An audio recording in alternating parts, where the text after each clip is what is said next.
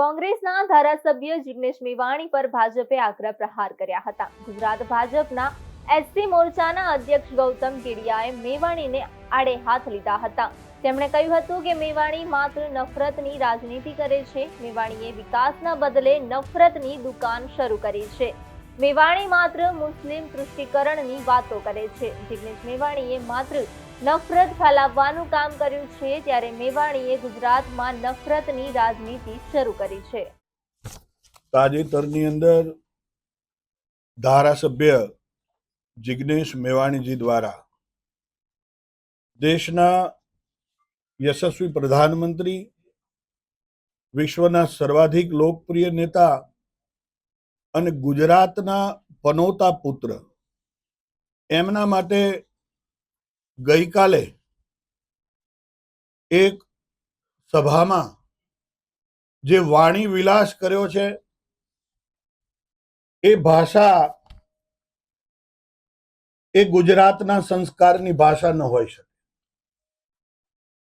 એ ભાષાને હું વખોડું છું, એની ટીકા કરું છું, એની નિંદા કરું છું અને લોકશાહીને ઠેસ પહોંચાડનારા એ વિચારની હું નિંદા કરું છું।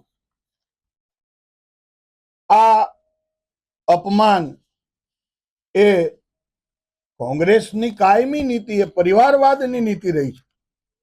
ત્યારે બક્ષીપંચ સમાજમાંથી આવતા, એમાં પણ અતિ પછાત એવા નાના સમુદાયમાંથી આવતા નરેન્દ્રભાઈનું વ્યક્તિત્વ કોંગ્રેસને હજમ નથી થઈ રહ્યું।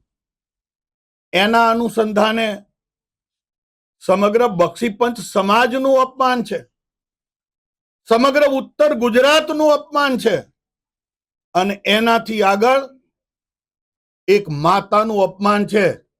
આ ક્યારેય સહન ન કરી શકાય। એના માટે થઈ અને ભાઈ જિગ્નેશભાઈ, તમે ધારાસભ્યની ગરિમા એને લજવી છે।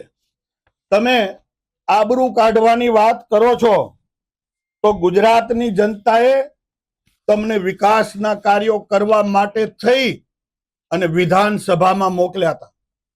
મારે આપ સૌના માધ્યમથી એમને પૂછવું છે કે આપે આપના વિસ્તારની અંદર વિકાસના કયા કાર્યો કર્યા?